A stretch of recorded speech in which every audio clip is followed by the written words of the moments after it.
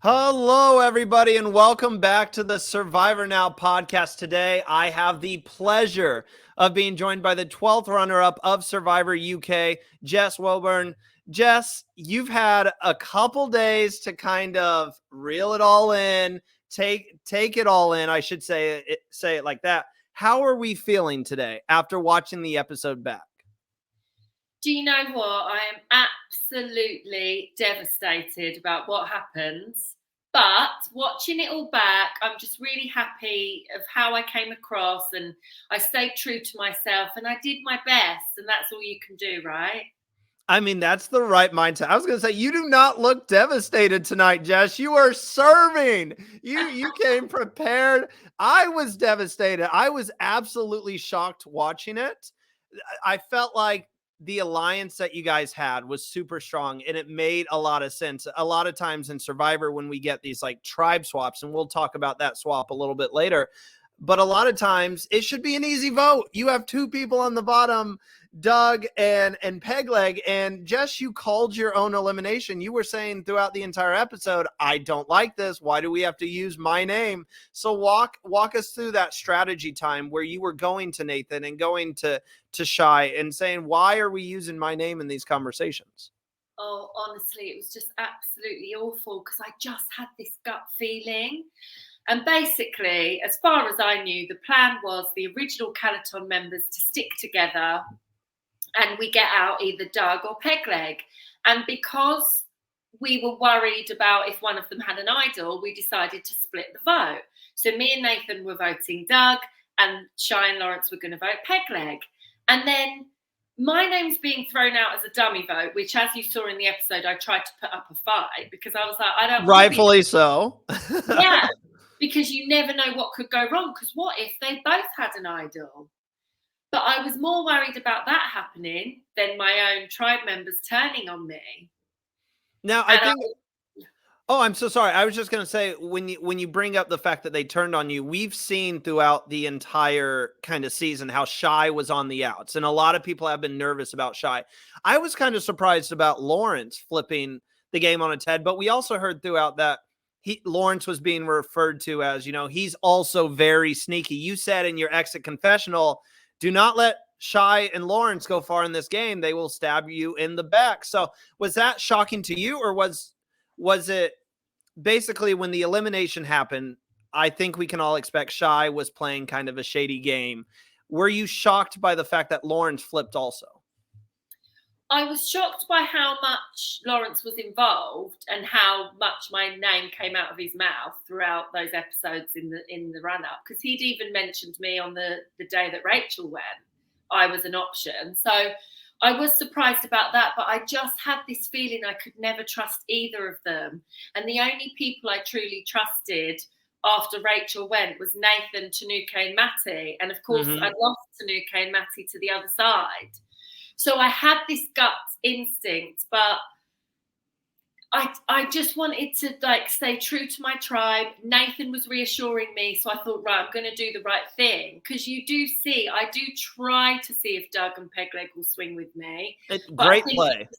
Yeah, but they just wanted to stick with the boys.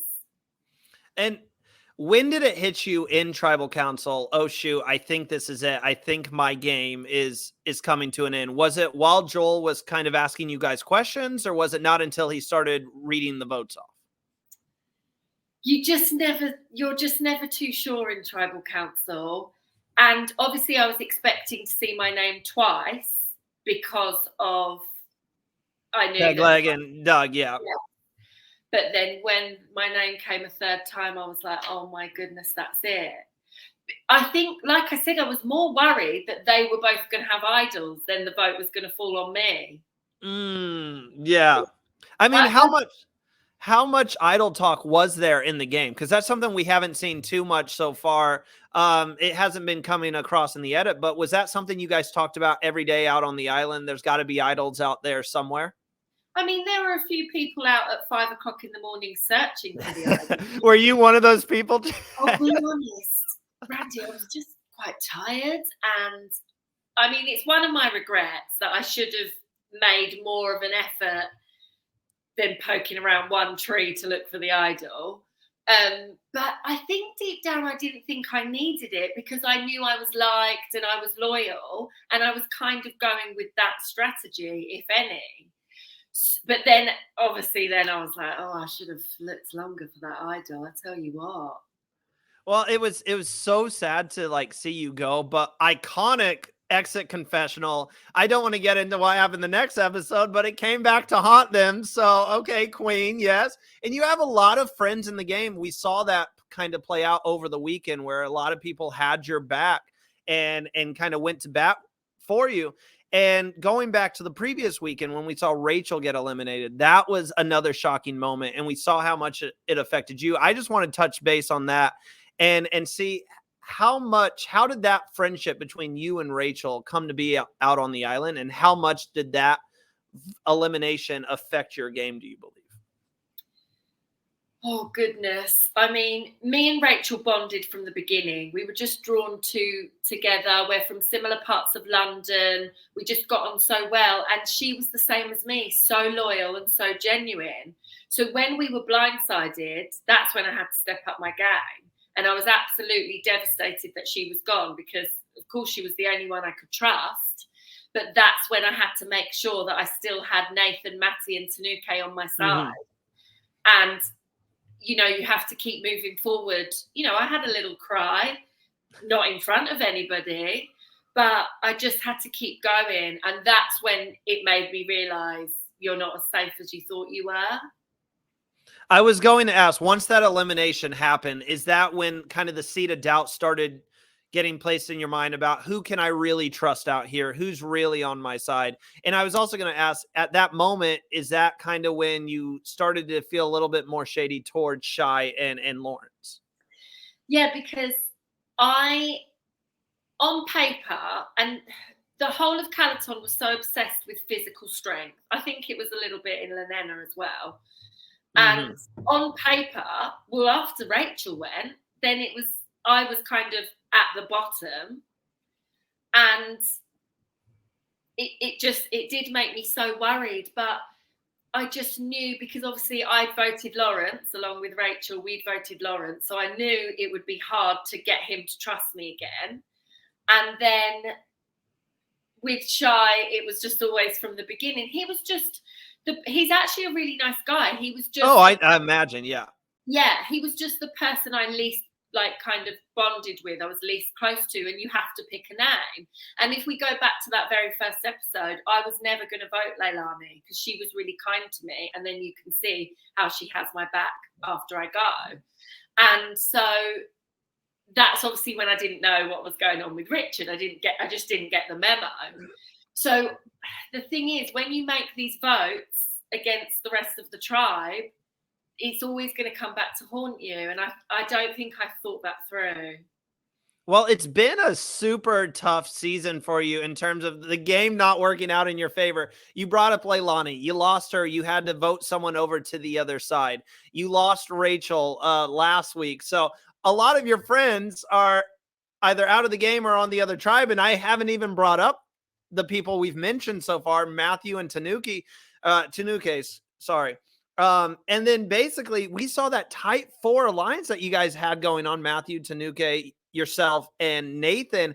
And I thought that was going to be a real powerhouse in the game. And then obviously the Survivor gods intervened and kind of threw a wrench in the plans. So walk me through the conversations that happened between you and Nathan when you found out Tanuke and Matthew were not going to be coming back to Calaton. So me and Nathan just knew that we had to stick together. But we really believed that Lawrence and Shy, it would be silly for them to vote against one of us, because surely you stick with your original alliance, no matter what, your original tribe members, no matter what's gone on in the past. We were the last 4 Calaton members. We had 3 friends over the other side.